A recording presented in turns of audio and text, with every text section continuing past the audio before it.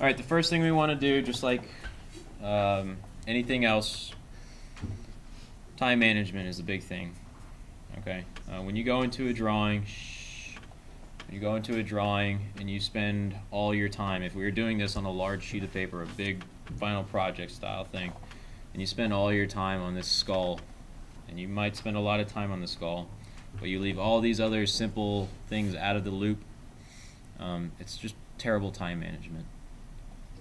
Think about what you're doing, block everything in first, and that's what we're going to do today. We're going to block everything in.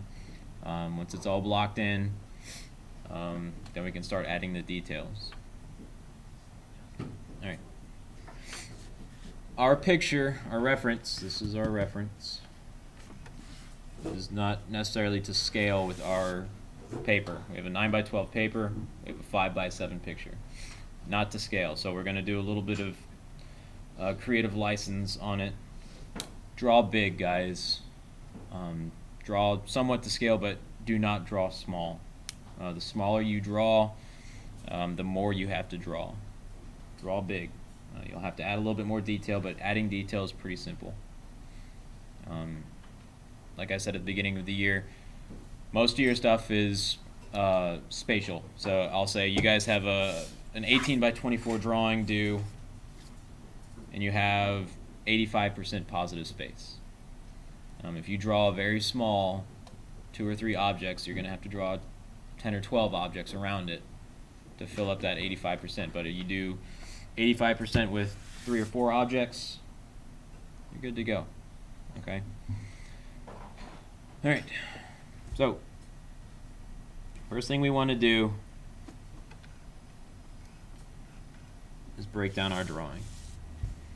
We've got simple shapes all throughout this thing. Our skull is going to be a teardrop.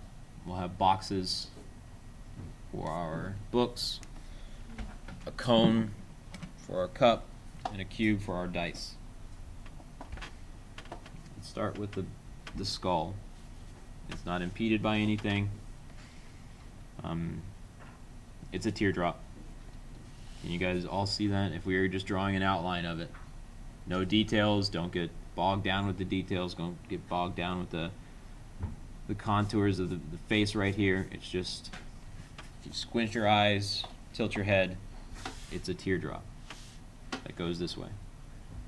So the center of my paper, just like we did on our proportions, is about here. So we'll have a little bit of the skull on the right side, but most of the skull is going to be on the left. So here's the center of my paper. Eyeball it. My skull is going to come down maybe half an inch. Give yourself a starting point.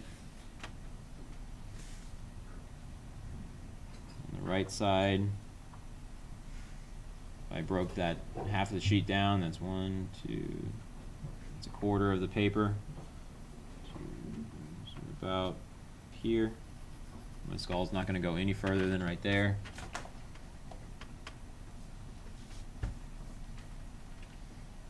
The bottom of my teeth, if I go straight out, it's just over center of the paper. So here's the center line, maybe about half an inch. Yeah. Here, straight down. The bottom of my skull is going to be there. None of my lines are going to go past that. Zoom. And then my nose, this side, I drew a line straight up, half the distance to the end of the paper, so about there. As long as you're in the ballpark, you'll be fine. So my skull is going to fit in here, there, okay? So the tip of my nose, thinking it's a teardrop, go above your center line, about here, teardrop. That diagonal, touches the top of the line, where your top line is. Bless you.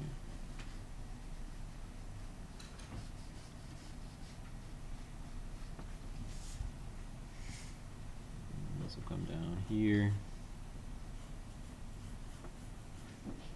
Bless you.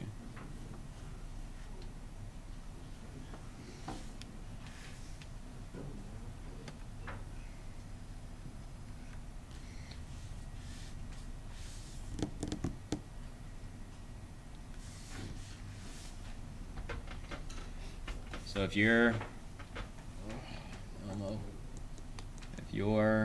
teardrop is a lot smaller than this, or significantly bigger than this, here's the edge of my paper, bottom. You're a little off. Either draw it larger, bless you. Knock it off, man. And get us all sick. Yeah, Jared.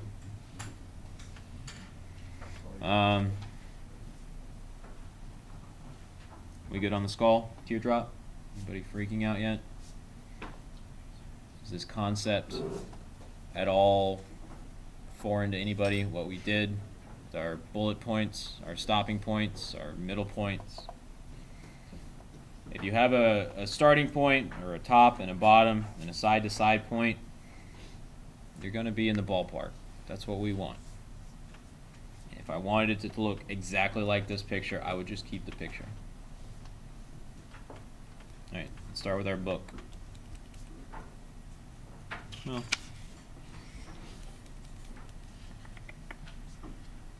alright. I'm going to turn this into a cube. So this binding right here on the top book, if I drew a line straight up, it would connect with the skull somewhere about here. So straight down.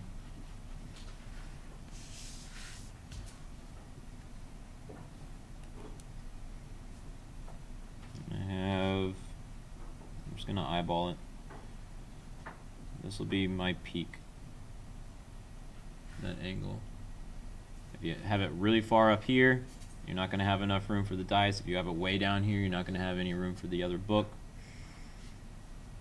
So I'm going to say right there. And then my other point is just outside of the nose, so about here.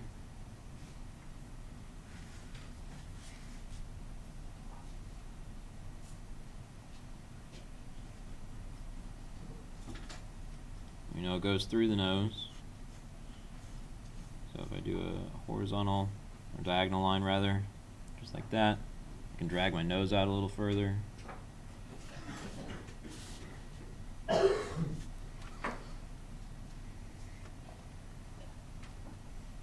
Look at it, I can sit back. Alright, I think I'm going to need a little bit more room, so maybe that's a little too vertical. You get to a point and you're still leaned up against your drawing, sit back. Look at it from at least an arm's length away. Compare it. So I think I need a bit more of an angle.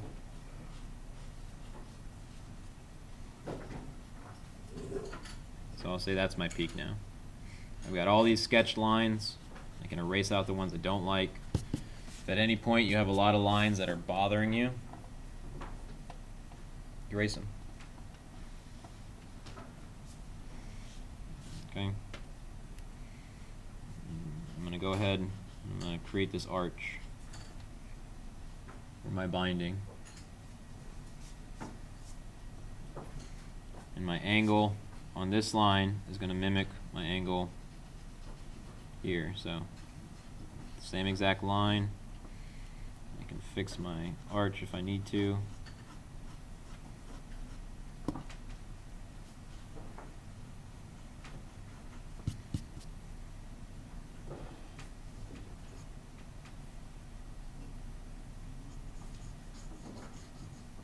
Those arches are going to be the same.